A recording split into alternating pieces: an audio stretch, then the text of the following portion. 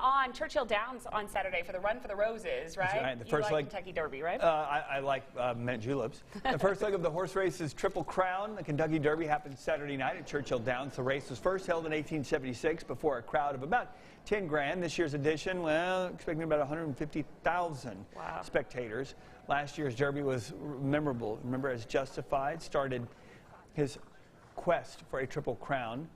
This year, 20 horses will take the track. The early favorite, Omaha Beach, was removed from the Derby earlier this week due to a respiratory infection. Odds makers now say Game Winner is a slight favorite to win. The Kentucky Derby airs right here on NBC for tomorrow, but it goes very quickly, so don't miss it. You know what, though? I hope the conditions are better than they were last year. Remember how it was real slushy and gross last year? So it makes me sad. I know that those horses are well treated, you know, but it still makes me really nervous. It's hard. I mean, think about it, Yeah.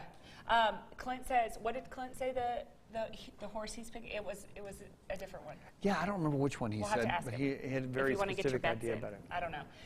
Okay, so have you ever received some advice that's really impacted your life? I have. Yeah? You actually gave me some advice one time. You're like, lasso of control. Oh, the lasso of control. And I sometimes tell you your own advice. Sometimes it's your lasso of control. But it's really good, yeah. Okay, so, well, the New York Times has put together a list of some of the best advice given. Here is a look at the few. All right, ready? Things don't have to be perfect to be wonderful. That's so true. That is good advice. Never accept work where you're not learning. I don't know. Sometimes I like to coast. So, true story. Boyfriends come and boyfriends go, but SAT scores are forever. Let me tell you, that is good advice. Isn't that the truth, though? Yeah. Because sometimes I think back to, I mean, not my SAT score, but I think, man, I should have thought about the ramifications impacts of not studying. Anyway, take a breath is another good one. And then the idea of the list is to share some great advice and see what advice people are willing to pass on. All right. And at mine, I always like to say, it's never too late to have a good second half.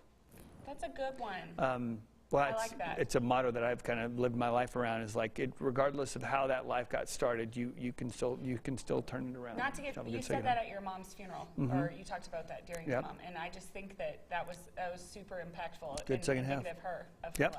Good second half. And you know what? No matter how much of a second half, you know, it could be like the third quarter of your second half, or you know what I mean? Whatever it is, there is always time to make those changes and to do the things that, you know, I just think it's good. Yeah, so that's really good. Some of my advice for you. There you go. Never too late for a good second half. All right. Some teachers are getting creative when it comes to classes misbehaving. Have you heard this story? I have. I don't know how to feel about it. Some users on Reddit and Twitter have shared that teachers are spoiling popular movies like Avengers Endgame to get their classes to behave. Oh, that's just cruel. One teacher wrote out what happens in the first 20 minutes of the movie on the whiteboard, and another began to verbally reveal the plot of the movie. So is this a new way of getting students or your kids to listen to you? Do you think it's good, or do you think it's naughty? No. Really?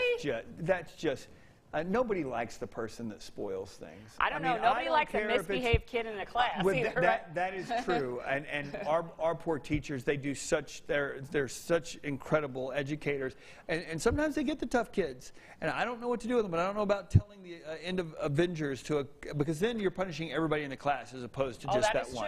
That is true. I didn't think about it that way. That one kid that got there and has been studying and doing everything, all of a sudden you ruin it for them. I'm not about group punishment, so we may have to back off that one. But yes. I'm just thinking about when I taught third grade and the children were crawling around like, crawling around. Like hyenas. You're like, what is happening? Yeah. That would have saved the day. I might have used that technique. Yeah. I don't know. I bribe our kids with chocolate. It's not a big deal. I did that as well. Whatever. Sometimes that doesn't You're work. You're just trying to survive in advance. Survival. People are freaking out about the new color-changing cups at Starbucks. I haven't seen that. I haven't seen this either. Tell me about it. Okay. Starbucks launched the cups on Monday, and stores are already selling out. Some people who managed to get their hands on the cups are selling them on eBay for a higher price. Ooh, secondary market, huh? The new cups are temperature sensitive, so when you put something cold in them, they magically transformed into ombre shades. There are 5 colors plus straws and lids, and they cost $16.95 a pack. These don't just look good in your hand, they're also eco-friendly. Stop by any Starbucks location with a tumbler and score 10 cents off of an iced order. That is if you can get your hands on one. The problem with these are, and I think it's great to be eco-friendly, but you have to go into the store and you can't pre-order to use your cups. Do you know what I'm saying? Okay. Because you have to hand them your cup, which is fine, you know, if you're going to go into the store. But if you're using the drive-through, you do your pre-order on your app, then it's not very That doesn't really help you. No. I don't know. Because then they put it in a paper cup and then they just pour it into it or whatever, you know. Okay, so I know how much you love Starbucks, okay? So you got to talk about Starbucks. I want to talk about something that I love. Okay. I love Dairy Queen. Sure. I just do. I mean, it's just good. Like, so good. No matter where you go, Dairy Queen is always there with that cream gravy and those chicken strips, but nothing is better than their Blizzard. Because you know what? I think you don't even have to put anything in it. It's the ice cream when they put the little thing in there. I don't know what it is about their ice cream. Don't you think? Yeah, changes? something. But I do know this, that you know how like sometimes when you're looking at the Blizzard thing and you're like, I don't know what to do. Get this, breaking news. Now you don't have to worry about it. Have you heard this? No. So they are now introducing the Blizzard Flight. The flight includes like three a beer mini-size, like 3 mini-size flavors of a Blizzard. This is only available this month, so you have to act fast. Customers can pick 3 out of the brand's 15 different Blizzard options. Dairy Queen has also released their summer flavors, which is the caramel cannonball, the Oreo cookie jar, and brownie dough, s'mores, cotton candy, and summer berry cheesecake. I want all of those. That sounds good. I just want the ones with chocolate in it. Don't give me any of the other stuff. Just it has to have chocolate in it, but I'll take it. So there you go. That sounds good. And, hey, yeah, can I get a flight? We go to breweries all the time. It's like, yeah, I'll have a flight. You know, give me the amber, give me the IPA. That's still I'll a lot take of the ice cream, though. You know, even if you're getting 3 minis, you still need to share. It more than likely will happen with my family this weekend. That sounds like a great idea. No apologies. In other ice cream news, we are your standard on ice cream news, by the way. If you're a fan of Wendys Frosties, the signature dessert is getting a twist. The famous Frosty is turned into a cookie sundae. What? Stop it! Are you serious? The new bowls are topped with chocolate chunk cookie bites and drizzled with Ghirardelli chocolate sauce.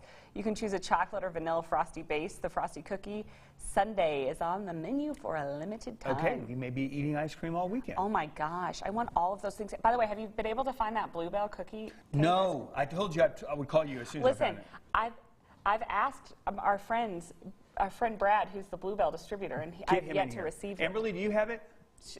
Amberly has it. She's holding out. She's such a bad friend. She's trying to wrap us right now. Now we're in defiance. We're just gonna sit here. We're protesting. We're done. Coming up on the show today, the shops on Wolfland.